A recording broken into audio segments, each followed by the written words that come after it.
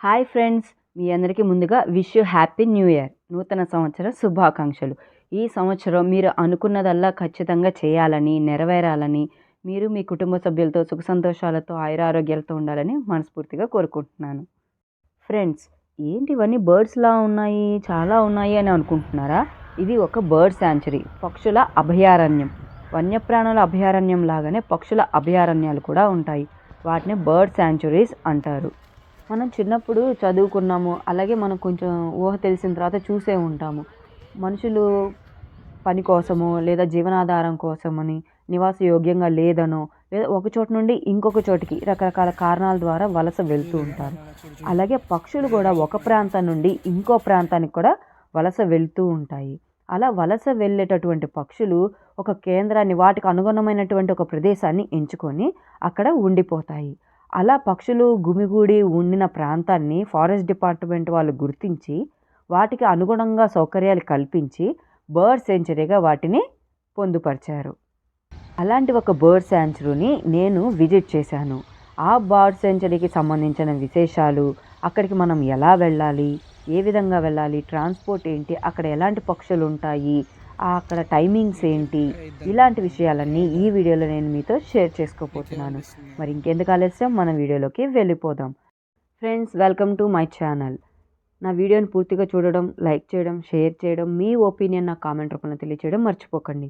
మీరు లైక్ చేయడం, షేర్ చేయడం, కామెంట్ చేయడం వల్ల నా వీడియో మరికొంతమందికి రీచ్ అయ్యే అవకాశం ఉంటుంది.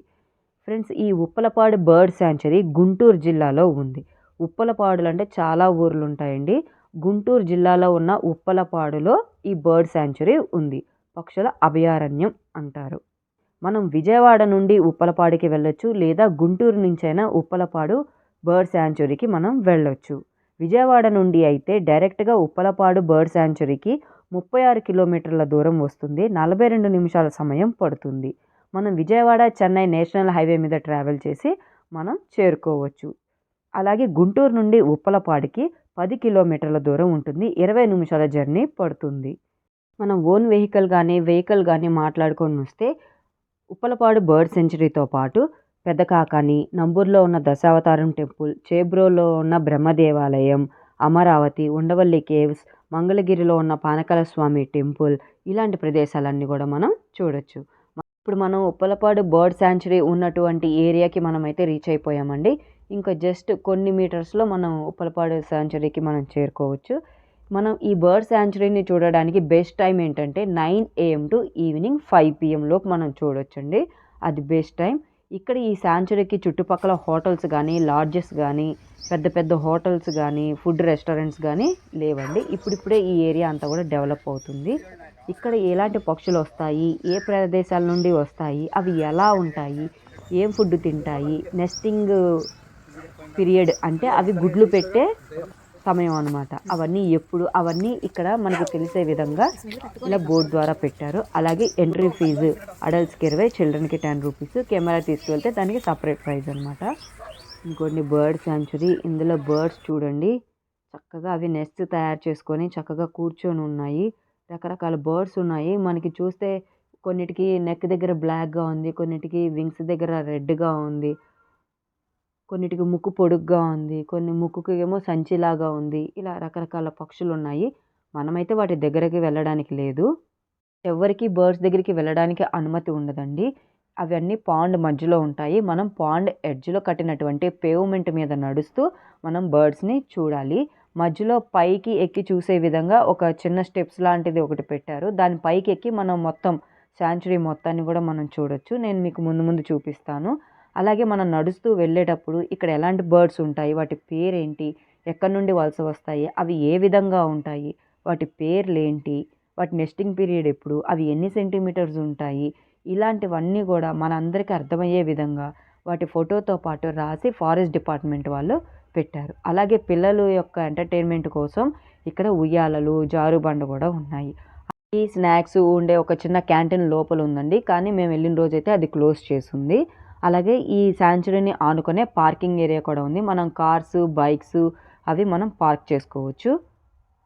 ఈ పేవ్మెంట్ మీద మనం నడుస్తూ మనం బర్డ్స్ని చూడొచ్చండి. వీళ్ళు ఈ పేవ్మెంట్కి అటు ఇటు చెట్లు పెంచి వాటిని నీట్గా మెయింటైన్ చేస్తున్నారు. చాలా బాగుంది. వలస అనేది పక్షులకి సాధారణ కాలానుగుణ కదలిక. తరచుగా ఉత్తర, దక్షిణార్ధగోళాల నుంచి జరుగుతూ ఉంటాయి. ఉత్తరార్ధగోళం నుంచే ఎక్కువగా పక్షులు వలస వస్తూ ఉంటాయి. పక్షులు రెగ్యులర్‌గా జీవించే విధానానికి, వాటికి ఆహార కొరత ఏర్పడడం, అలాగే మనుషులు వాటిని వేటాడడం, ఇలాంటి వాటి వల్ల అవి ఒక ప్రాంతం నుండి ఇంకో ప్రాంతానికి ఫ్లైవే ద్వారా వెళ్ళిపోతూ ఉంటాయి. ఫ్లైవే అంటే పక్షులన్నీ ఒక గుంపుగా, ఒక సమూహంగా మహాసముద్రాలు, సముద్రాల మించి వెళ్ళే మార్గాన్నే ఫ్లైవే అంటారు. వాటి ద్వారా వాటి సంతానోత్పత్తికి ఎక్కడైతే అనువుగా ఉంటుందో ఆ ప్రాంతానికి చేరుకుంటాయి. కొన్ని పక్షులు శీతాకాలంలోనూ, అలాగే మంచు ఎక్కువగా ఉన్నటువంటి ప్రదేశాల నుంచి ఇతర ప్రదేశాలకి వలస వస్తూ ఉంటాయి. ఇది మొత్తం కూడా పాండ్ బర్డ్ శాంచురీ యొక్క టోటల్ వ్యూ అనమాట అండి పైనుంచి. ఈ ఏర్పాటు కూడా మనకి బర్డ్ శాంచురీ వాళ్ళే చేశారు. ఇక్కడ 2 పాండ్స్ ఉన్నాయి. ఒక పాండ్‌లో పక్షులకి అనుగుణంగా స్టాండ్‌లని, ఆర్టిఫిషియల్ చెట్లని, అలాగే న్యాచురల్‌గా ఉన్నటువంటి చెట్లని కూడా శాంచురీ వాళ్ళు ఏర్పాటు చేశారు. ఎందుకంటే పక్షులు ఒక్కొక్క రకంగా నెస్టింగ్‌ని ఏర్పాటు చేసుకుంటాయి. అలాగే అవి గుడ్లు పెట్టేటప్పుడు కూడా ఒక్కొక్క విధానాన్ని పాటిస్తూ ఉంటాయి. సో, మనకి ఇక్కడ ఈ బర్డ్ శాంచురీకి నియర్లీ 40 రకాల పక్షులు ఆస్ట్రేలియా నుండి, సైబీరియా నుండి మరియు వివిధ దేశాల నుండి కూడా వలస వస్తూ ఉంటాయి. ఇక్కడికి వలస వచ్చే పక్షుల్లో పెయింటెడ్ కొంగలు, స్పాట్ బిల్ట్ పెలికాన్లు మరియు ఇతర పక్షులు కూడా ఎక్కువగా వస్తూ ఉంటాయి. అలాగే అడవి కాకి, black headed, common teal, common coot ఇలాంటి పక్షులు కూడా ఇక్కడికి వలస వస్తూ ఉంటాయి. ఈ పాండ్‌లో ఉన్న స్టాండ్స్ మీద మనం బర్డ్స్ నెస్టింగ్‌ని మనం చూడొచ్చు. అవి గుడ్లను పెట్టి వాటి మీద పొదుగుతున్నాయి. అలాగే కొన్నేమో చిన్న చిన్న పిల్లలు అయ్యున్నాయి. అవి నీటిలో ఈదుతూ వాటికి ఫుడ్‌ని తీసుకొని వెళ్ళి వాటికి పెడుతున్నాయి. ఇది ఇంకొక పాండ్ అండి. ఆ పాండ్‌కి వెనక శాంచురీ ఉన్న పాండ్‌కి బ్యాక్ సైడ్ ఉందనమాట. అంతా ఖాళీ. ఇందులో ఎటువంటి చెట్లు ఉండవు. బర్డ్స్ అక్కడ ఫుడ్ తిని ఇక్కడికొచ్చి స్విమ్మింగ్ చేయడం, ఈ చుట్టూ పైనంతా సౌండ్స్ చేస్తూ ఎగరటం, ఈ శాంచురీ చుట్టుపక్కల అంతా ఎగురుతూ గుంపులు గుంపులుగా వాటి యొక్క అరుపులు ఇవన్నీ కూడా ప్రకృతి ప్రేమికుల్ని, పక్షులని ప్రేమించే వాళ్ళని, ఫోటోగ్రాఫర్స్‌ని ఎంతో ఆకర్షిస్తూ ఉంటాయి. కృత్రిమంగా చెట్లని పాండ్స్‌లో ఏర్పాటు చేయడం, వైర్ మెష్‌లను పెట్టడం, స్టాండ్‌లను ఏర్పాటు చేయడం, స్థానికంగా ఉన్న ప్రజలకు అవగాహన కలిగించడం, చెరువులకు అవసరమైన నీటిని సరఫరా చేయడం, అలాగే పక్షులకి అవసరమైన ఫుడ్ లభిస్తుందో లేదో గమనించి ఆ ఫుడ్‌ని వాటికి అందేలా చేయడం, ఇవన్నీ కూడా ఫారెస్ట్ డిపార్ట్మెంట్ వాళ్ళు, శాంచురీ వాళ్ళు చూస్తూ బర్డ్స్‌ని సంరక్షిస్తూ ఉంటారు. గతంలో ఇక్కడికి 12,000 వరకు పక్షులు వస్తూ ఉండేవి. ఈ మధ్యకాలంలో కేవలం 7,000 పక్షులు మాత్రమే ఈ ఆవాసాన్ని ఉపయోగించుకుంటూ ఉన్నాయి. ఈ కేంద్రానికి వచ్చే రకరకాల పక్షులతో పాటు పెలికాన్ పక్షులు కూడా ఎక్కువగా వస్తూ ఉంటాయి. ఇవి 1,500కు పైగా వస్తాయి. అలాగే ఆఫింటైల్ బాతులు, గూడబాతులు కూడా ఇక్కడికి వలస వస్తూ ఉంటాయి. ఈ పెలికాన్లు ఎగురుతూ, శబ్దం చేస్తూ, మంచి వాతావరణాన్ని క్రియేట్ చేస్తూ అందరినీ ఆకర్షిస్తూ ఉంటాయి. మనం ఈ శాంచురీని విజిట్ చేయాలంటే ఉదయం 6 నుండి సాయంత్రం 6 వరకు చూడొచ్చు. కానీ 9 AM నుండి 5 PM అయితే మనకి ఇంకా మంచిగా బర్డ్స్ అనేవి బయటికి రావటం, వాటి ఫుడ్‌ని వేటాడడం, ఇలాంటివి ఎగరడం ఇలాంటివన్నీ మనం చూడొచ్చు. అలాగే అక్టోబర్ మంత్ నుండి మార్చ్ మంత్ లోపు మనం ఈ బర్డ్ శాంచురీని విజిట్ చేస్తే మనం రకరకాల పక్షుల్ని మనం చూడగలుగుతాము. పక్షులు ఎప్పటికప్పుడు వాటిని ఎక్కడ అనుగుణంగా ఉందో ఆ ప్లేస్‌లు మార్చుకుంటూ ఉంటాయి. అలాగే ఇక్కడ నుండి కొన్ని పక్షులు గుంటూరుకి దగ్గరలో ఉన్న రామచంద్రపాలానికి ఈ మధ్యగా వలస వెళ్తూ ఉన్నాయి. ఉప్పలపాడు నుండి రామచంద్రపాలానికి 4 కిలోమీటర్ల దూరంలో ఉంది.